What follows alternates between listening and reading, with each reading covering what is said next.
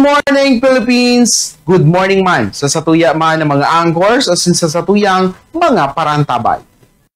Ako si Bombo Eman Bombase, ang mga kaibahan nindo sa segment na Negosyo at Empleyo.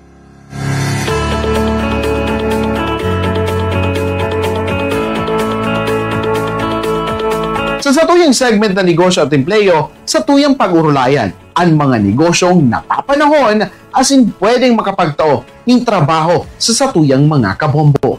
Kunya na aldaw ning Domingo, satuyang pag-urulayan ang mga simple alagad mapagkakakitaan na negosyong pwedeng-pwede gibuhon sa salit na kapital komo sa imong puhunan.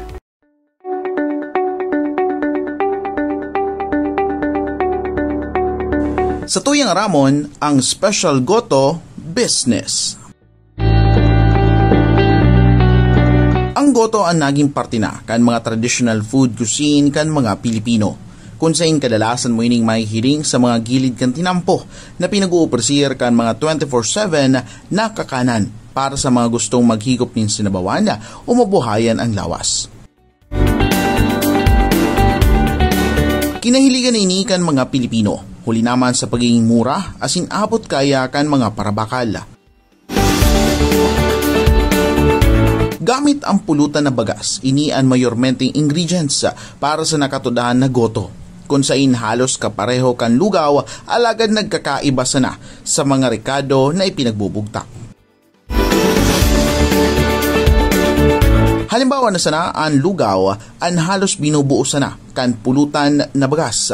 Depende kung lalagan mo ng chicken parts para sa mapasiram ang lugaw. Mantang ang goto naman ang composed kan pulutan na bagas as in pinagsasalakan ng beef tripe o tuwalya o mas bistado sa apod na balat kan baka.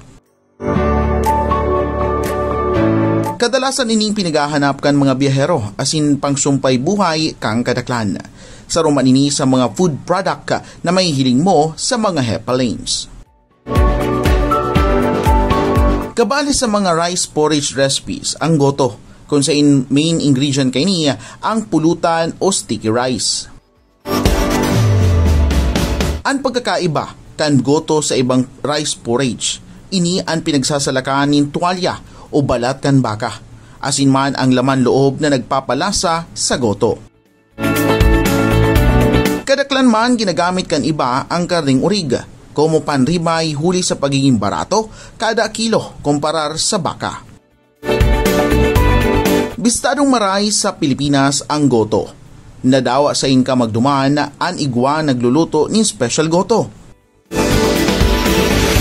Affordable man ini sa gabos, kung sa kadaklan sa mga Pilipino, ang pigkakakan ini como breakfast o kadalasan man sa mauran na panahon.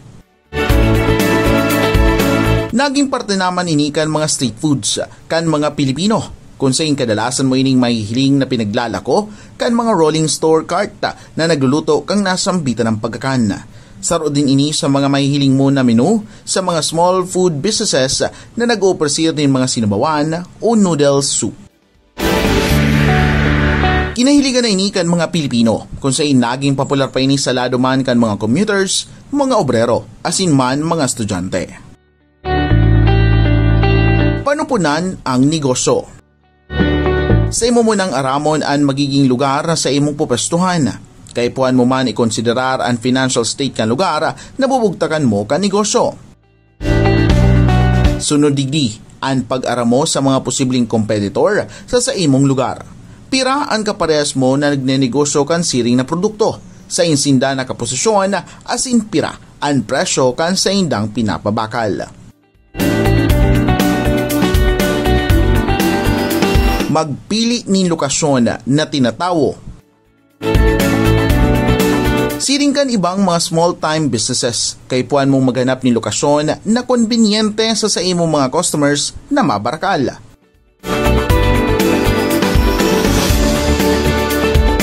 Kadaklan sa mga nagnenegosyo kan siring na produkto, ang igwanin rolling store para naman sa transport availability kan produkto.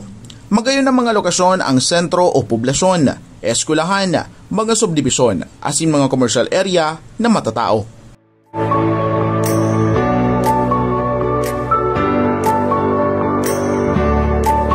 Kaipuan mo man mag-asigura rin tamang espasyo sa lugar ng pupwestuhan mo para madaling mahiling ka mga potential customers an sa imong pigo-presir na produkto. Kaipuan mo man ikonsiderar ang safety kan sa imong mga produkto lalo na sa bilog na maghapon.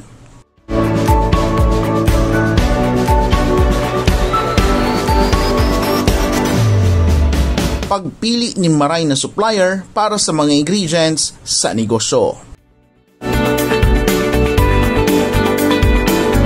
Kaipuan mong mag-research nin mga supplier na pasok sa budget mo o si kayang magtaon ng diskwento.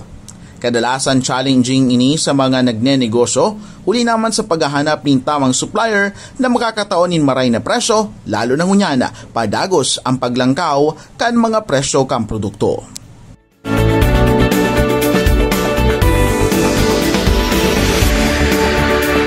Importante man maray ang tiwala asin pakikisama sa imong supplier na posible mo man maging long-term partner sa negosyong ini.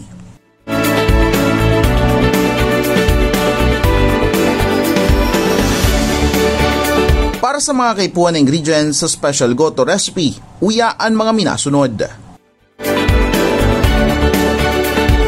Sticky rice, normal rice, tuwalya kambaka, pig large intestine, boiled eggs, water, beef powder o beef cube, turmeric powder, minced ginger, minced onion, minced garlic, garlic powder, cooking oil, toasted garlic, chopped green onion, crushed chicharon, asin man, salt and pepper para sa panlasa.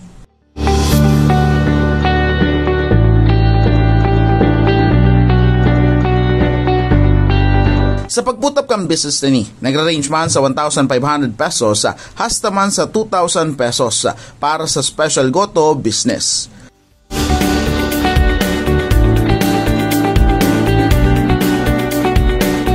Para sa epektibong benta, kaipuan mong magpwesto sa mga magagayon na mga lokasyon na madaling mahiling kan sa imong mga parabakal.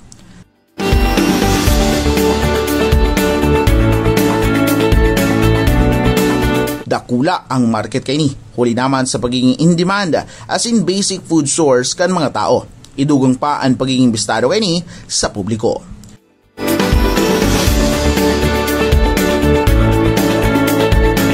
Yan siya na ang pira sa mga paagi para sa imong Special Goto business na pwede mong pagkakitaan. Lugod, makatabang sa satuyang mga kabombo ang satuyang na pagulayang negosyo ngunya na aldaw ni Domingo.